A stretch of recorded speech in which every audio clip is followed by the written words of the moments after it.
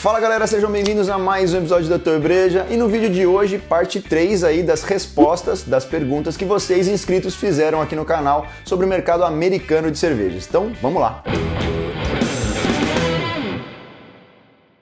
Bom, vamos começar aqui com a pergunta do Eli César Quirino. Fala, Bleed, pelo que você pôde perceber, é menos burocrático produzir cerveja artesanal nos Estados Unidos? Boa pergunta, Eli. Na verdade, conversando com alguns cervejeiros lá dos Estados Unidos, que tem a própria cervejaria, eu percebi que lá nos Estados Unidos eles têm tanta burocracia quanto a gente tem no Brasil, tá? É bem difícil você conseguir um registro lá de uma cervejaria, você também precisa de todas as licenças, não é fácil. Agora, a grande questão é que parece que lá as coisas andam de uma forma muito mais célere do que aqui no Brasil. E aqui acaba que a gente tem umas coisas que eu que conheço alguns amigos que abriram cervejarias, às vezes os órgãos aí de registro não são muito claros, né? Eu já vi acontecer, por exemplo, do órgão fiscalizador chegar, o licenciador, né, falar, ó, eu preciso que você faça A, B e C. Daí o cara vai lá, faz A, B e C, chama para mais uma fiscalização. Daí o fiscal chega lá e fala, não, ainda falta isso aqui dele. Fala, pô, mas você falou que faltava A, B, C, eu fiz e falta mais coisa ainda, porque você não falou na primeira vez, entendeu? Então, esse tipo de coisa parece que lá não acontece. Parece que as coisas são feitas com maior seriedade e muito mais celeridade, tá? Por exemplo, conversando lá com o cervejeiro da cervejaria Walking Tree, ele falou que ele demorou aí algo em torno de 6 meses a 1 ano para conseguir efetivamente colocar o produto dele no mercado. Aqui no Brasil,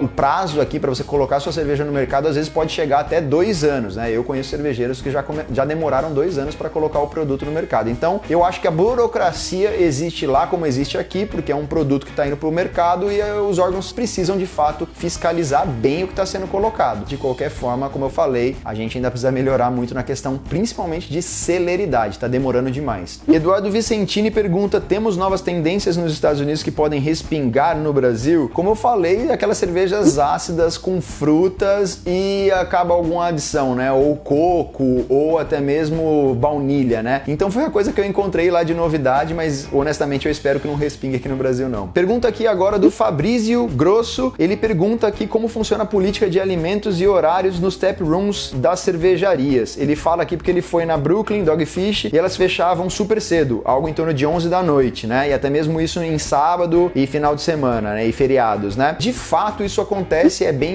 normal lá nos Estados Unidos, tá? Normalmente as cervejarias elas fecham por volta de 10 horas e 11 horas da noite. Algumas vão até meia-noite, mas é raro você encontrar. Normalmente quando vai até meia-noite é no final de semana e feriado. De qualquer forma, pelo que eu conversei com cervejeiros lá, é porque eles não querem criar concorrência com os bares, né? Afinal, os bares compram cervejas deles, das cervejarias, para vender ali nos locais dele, nos bares, né? Então, para não criar uma concorrência com o próprio comprador dele, né? Ele prefere servir a cerveja no tap room para quem quer visitar e quer ver a cervejaria, mas se você efetivamente quiser uma balada, quiser curtir a noite, estender aí a noite bebendo boas cervejas, vai para um bar que compra a cerveja deles, que daí você vai ter um mesmo acesso a produto de qualidade, mas num lugar que efetivamente vai ficar aberto aí até altas horas da manhã. E outra coisa que eu percebi das conversas com cervejeiros é que muitas vezes eles estão lá desde cedo trabalhando, né? Cervejaria normalmente abre 8 horas da manhã, já tá ali em produção ali, né? Os caras trabalhando, fazendo cerveja e tudo mais. Vão abrir o tap room deles por volta de, sei lá, 2, 3, 4 horas da tarde. Às vezes você tá com os empregados já cansados, empregados que já estão ali com uma carga horária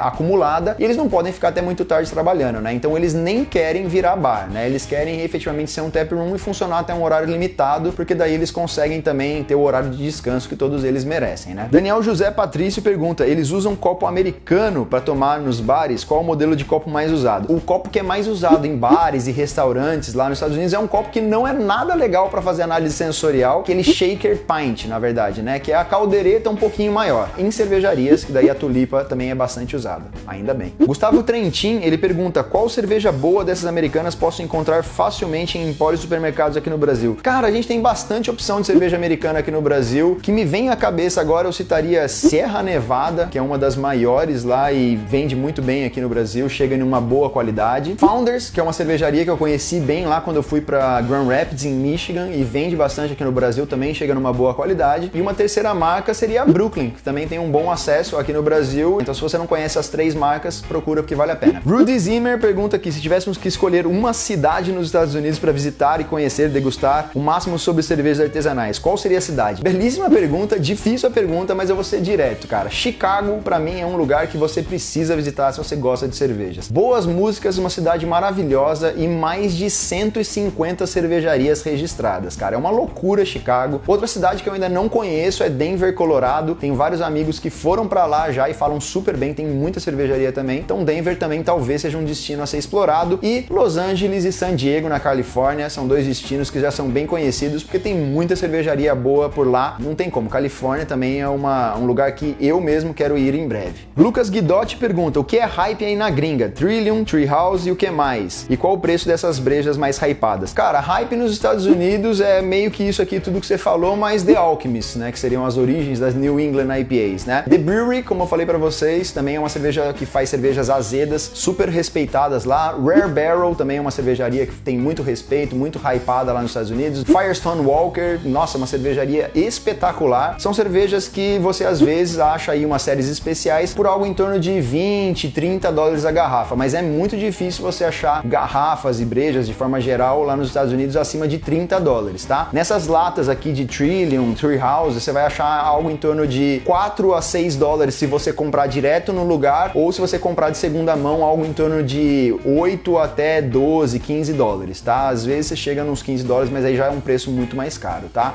Bom, então é isso aí, essa foi a parte 3 das respostas e fiquem aí de olho porque ainda vai ter sim a parte 4. Foi muita pergunta boa e a gente ainda vai falar sobre o mercado americano no próximo vídeo, beleza? Se você gostou do vídeo, não esquece de deixar aquele joinha que ele é muito importante. Se você ainda não é inscrito, não esquece de se inscrever aqui até o final do vídeo, beleza? Eu sou o Bleed, esse é o Dr. Breja e até a próxima.